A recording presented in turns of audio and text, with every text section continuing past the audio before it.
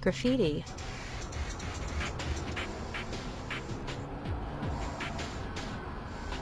has long been a spray-painted thorn in the side of New York City's vandal squads and quality-of-life-loving politicians. The people who see it as an art form, for some reason you never see it on their homes. The second it touches my property or public property, it's a crime. But graffiti is moving from the streets to the realms of the aesthetes and the geeks. Two innovative projects at the Brooklyn Museum of Art and the Graffiti Research Lab in Chelsea are rethinking how people look and make graffiti and street art.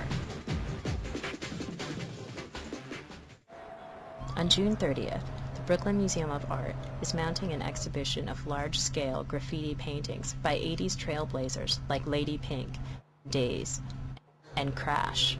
Curator Charlotta Kotick organized the show. We are kind of a little bit idiosyncratic museum. We felt that it's something for us and for our constituency of visitors probably very important. The works are from the estate of Sidney Janis, an early adopter of the idea of graffiti as art. Sidney Janis started to look around and saw this incredible energy in New York and in graffiti scene. And he started to support graffiti artists, started to collect them, and he amassed quite a few pieces. The show is not intended as a survey of graffiti art. I don't think people should be misled. It's not the graffiti which is from the train period, which is early 70s. This is graffitis from the moment when the artists, they moved from outside inside. They started to work on canvas, on large sheets of paper, because they realized that there is an art world which is really interested in their work. Kotick believes these graffiti works, mostly spray paint on canvas, are part of a long tradition of painting. I'm looking at the composition, I'm looking at color, I'm looking at line, I'm looking at these values which are traditionally associated with art. And I find a lot of answers in these pieces which are very unique. We are showing graffiti in a way which, and the pieces which really are dealing with these very artistic values.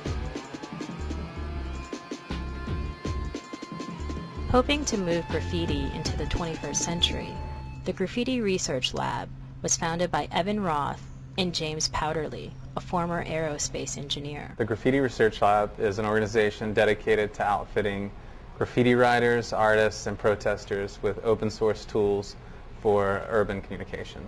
Graffiti has always been a cheap, do-it-yourself activity, but the lab, housed at I-Beam Gallery, a non-profit arts and technology center in Chelsea, develops cutting-edge technology and uses materials rarely seen in conventional graffiti, like magnets. We use magnets a lot because they're a really quick way of getting something up. Battery-powered lights, and conductive paint. As an aerospace engineer, there's a type of paint called conductive paint, so that you can ground your electronics in it. I always expected to see at some point a graffiti writer would take this conductive spray paint and find a way to make a circuit on a wall with it. The results are projects like the Electrograph, which uses magnetic and conductive paint to embed LED electronics inside a graffiti piece. The very first project I did, I got some of this conductive spray paint and went to the back hallway and tried to make a stencil with it. When Evan came in, I took him to the back hallway, and he said that that was probably the geekiest stencil that had ever been made.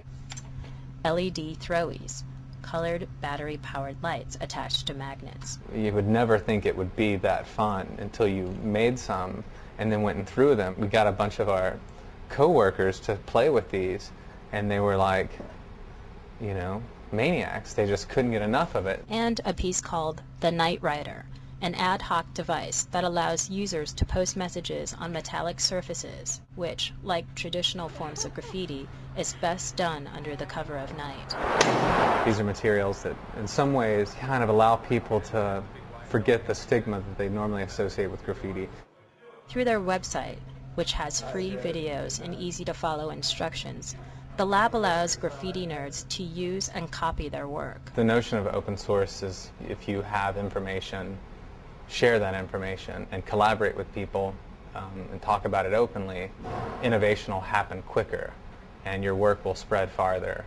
Powderly understands the difference between what he does and what others have gotten arrested doing. We come out of like a kind of an art world that looks at what we're doing and really appreciates it, whereas most graffiti writers actually, do their work in a world that, at least there's a very vocal community that dislikes what they do. Hope that, like, the general public, through the work that Evan and I are trying to do, take a look at graffiti in a different way.